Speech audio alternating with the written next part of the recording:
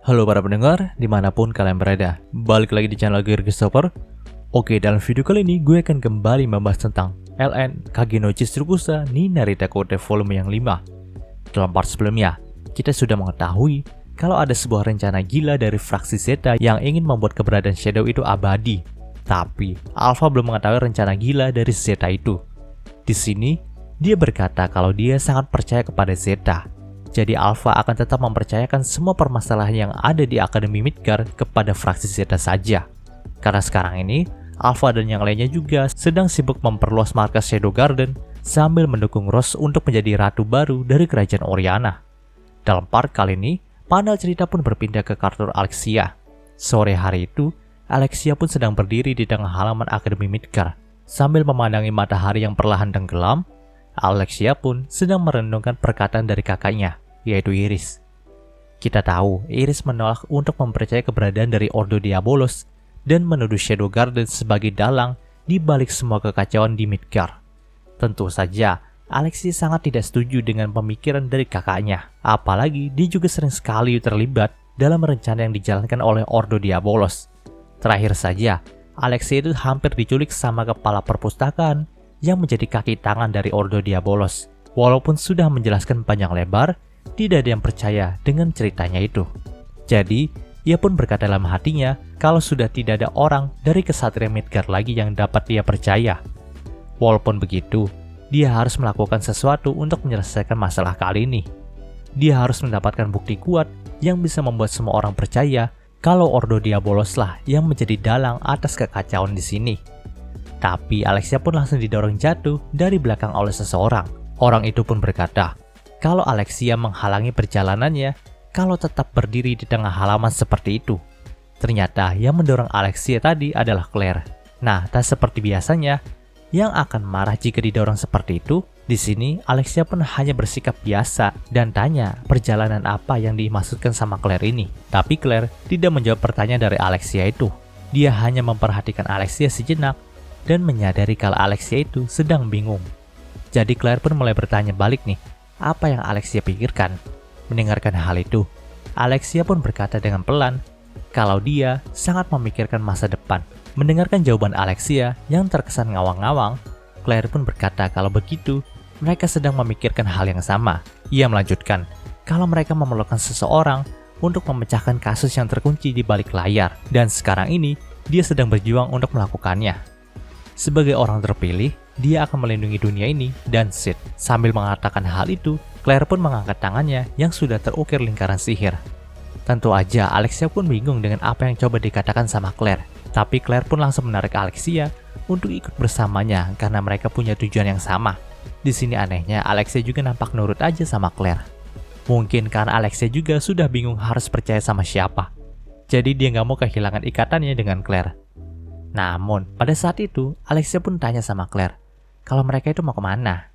Mendengarkan hal itu, Claire pun menjawab kalau mereka akan pergi ke gereja bawah tanah di Akademi Midgar ini. Di sini, Alexia pun tanya lagi, apa Claire itu tahu tempatnya di mana? Claire pun jawab nih, kalau dia nggak tahu tempatnya, tapi lingkaran sihir di tangannya ini bisa menuntun mereka ke tempat itu. Secara kebetulan, lingkaran sihir di tangan Claire itu pun perlahan mulai bersinar terang. Claire juga berkata, kalau ada sesuatu yang akan datang. Seketika itu, dunia pun langsung retak dan hancur seperti kaca, menjebak Claire, Alexia, dan siswa lainnya yang berada di dekat halaman akademi kala itu. Mereka pun terjebak dalam dimensi yang berbeda. Alexia pun sangat terkejut dengan hal ini, karena memang fenomena seperti ini sama dengan sewaktu mereka berdua hampir diculik sama kepala perpustakaan. Secara perlahan, kabut putih pun langsung menyelimuti Akademi Midgar dalam dimensi yang berbeda itu. Panel cerita pun mundur sedikit ke beberapa menit yang lalu. Di waktu yang sama ketika Claire melakukan perbincangan dengan Alexia, Sid pun berada di salah satu atap gedung Akademi Midgar. Sambil memandangi siswa akademi yang hendak pulang, Sid pun langsung berpose dan menunjukkan sisi cuninya. Yaps, babang kita yang satu ini biasa menyebut kakaknya itu sebagai cuni, tapi dia sendiri malah berpose layaknya seorang cuni juga ketika tidak ada orang yang melihatnya. Di sini, dia juga memikirkan perkataan Zeta yang ingin menanggung semua dosa dunia supaya bisa membuat tuannya jadi abadi. Sid juga berkata kalau dia sangat mengapresiasi perkataan keren dari Zeta itu.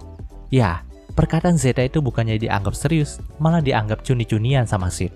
Bahkan Sid itu langsung teriak kalau dunia bisa membuat semua dosanya kemari, karena kami akan menanggung semua dosa tersebut. Nah, di akhir dari aksi cuninya itu, Sid pun langsung mengangkat tangannya dan berkata kalau akan ada yang datang. Seketika itu pula, Sid juga langsung terjebak di dimensi yang sama dengan Alexia dan Claire. Ya, kebetulan terjadi lagi dan salah paham terjadi lagi. Secara perlahan dimensi itu pun mulai dilahap oleh kabut putih yang aneh. Tentu aja semua siswa yang terjebak di sana langsung panik dong. Tapi hal itu nggak berlaku kepada Babangita Sid. Di sini ia hanya menganggap kalau fenomena ini ada sebuah event dadakan bagi dirinya untuk menunjukkan kekuatan dalam bayang-bayang.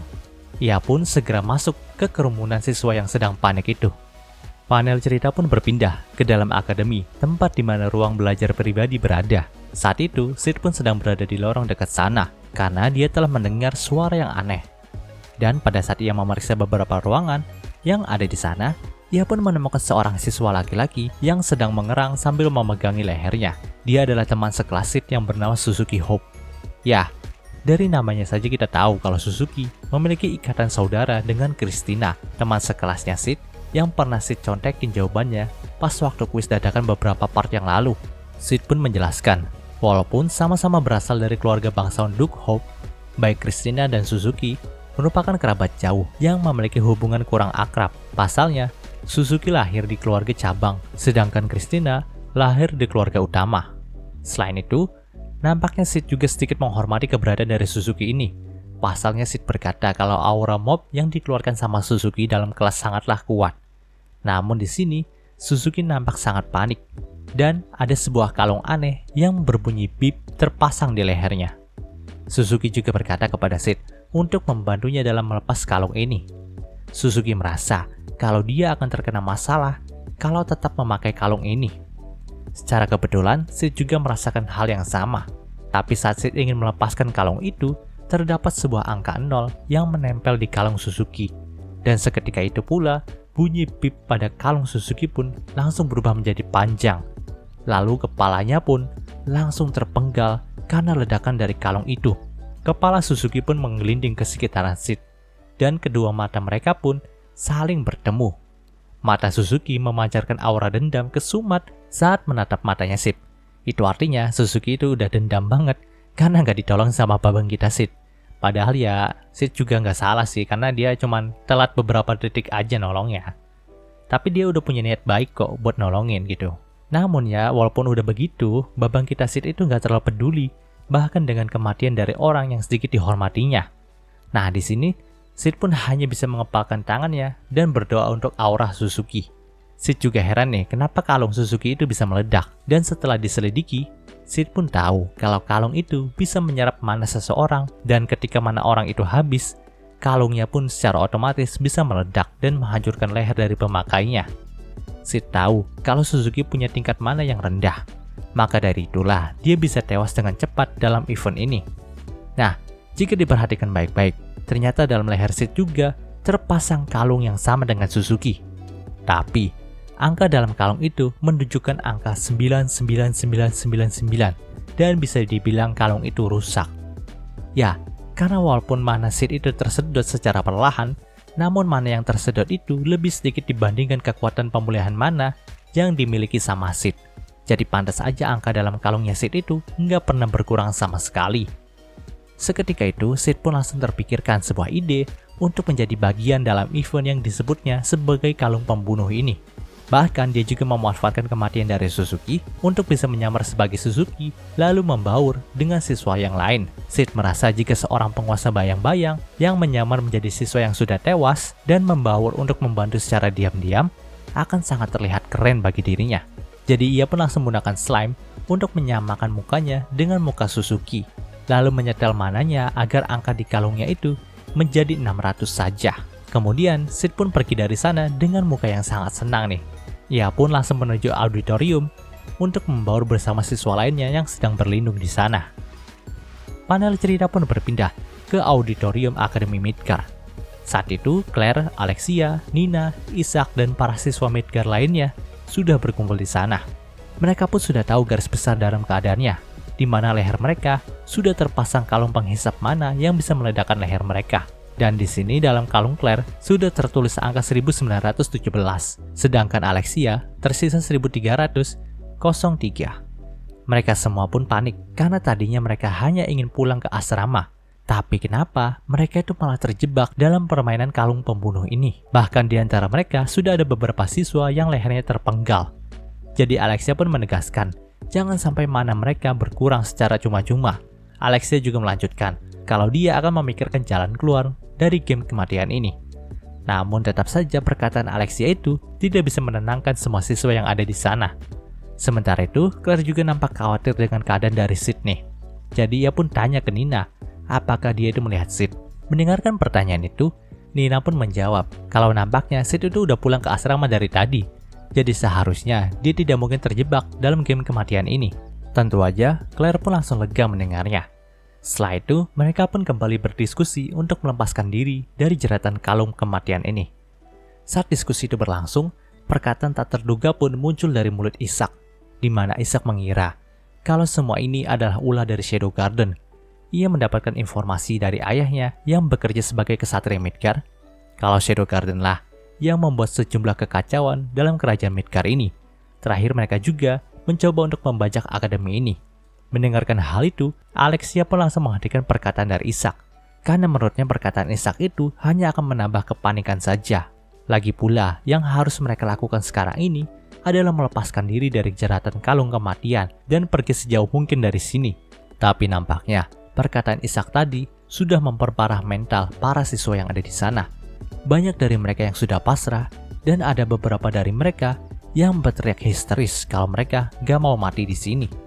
Lebih gregetnya lagi, muncul sekumpulan kesatria roh yang membunuh sebagian besar siswa yang ada di sana, memaksa Claire dan Alexia harus memusnahkan para roh itu dan menutup paksa pintu auditorium. Kini mana Claire hanya tersisa 1825, sedangkan Alexia hanya tersisa 1238.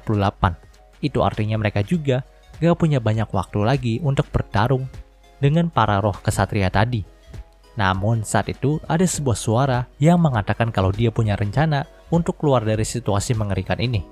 Suara itu berasal dari Suzuki, atau yang bisa dibilang Sid yang menyamar sebagai Suzuki. Di sini Suzuki berkata kalau mereka harus membuat dua regu. Regu pertama adalah regu pertahanan yang melindungi auditorium ini, sedangkan regu kedua dinamakan regu bunuh diri. Tugas dari regu kedua ini adalah mencari sumber yang menghisap mana mereka. Karena kalau mereka ingin menghancurkan kalung ini, maka mereka harus menghancurkan sumber yang menyerap mana mereka. Nah, pada awalnya banyak sekali yang menentang rencana dari Suzuki, apalagi Christina, yaitu saudara jauh Suzuki, yang berkata kalau rencana Suzuki ini adalah tindakan yang bodoh. Tapi saat itu, entah kenapa nih Claire itu langsung bisa percaya sama Suzuki. Apakah ini ikatan batin antara dua saudara yang asli atau gimana? Gue juga nggak tahu, tapi yang penting Claire itu percaya banget sama Suzuki. Claire juga berkata nih kalau dia bisa merasakan kemana-mana mereka itu dihisap. Lagi pula, mereka nggak mungkin berdiam diri saja di sini dan mati sia-sia. Setelah itu ditentukanlah nih kalau anggota regu kedua terdiri dari Claire, Alexia, Isaac, Christina, Nina, dan Suzuki. Memang nih, sisa mana dari Suzuki dan Nina hanya tersisa kurang dari 1000, tapi nampaknya regu kedua ini membutuhkan mereka berdua sebagai juru taktik karena memang nih kekuatan strategi mereka dan pengetahuan mereka tentang situasi ini sangatlah dibutuhkan. Tapi yang jelas mereka berdua akan bertanggung jawab dengan dirinya sendiri dan tidak akan menjadi beban bagi regu kedua. Setelah itu, regu kedua pun dipimpin sama Claire dan berangkat menuju sumber yang menghisap mana mereka melalui pintu belakang auditorium, sehingga mereka itu bisa menghindari pertarungan dengan para roh yang sudah menunggu di pintu utama auditorium. Dan cerita di part ini pun berakhir. Oke, mungkin sudah pembahasan singkat untuk LNKG no Jutsu volume 5-nya kali ini. Jika kalian suka video ini, jangan lupa untuk like, komen, dan juga subscribe dan juga share agar gue lebih semangat lagi dalam membuat video dalam channel ini. Terima kasih telah menonton sampai detik ini. Gue Gary Christopher, signing off.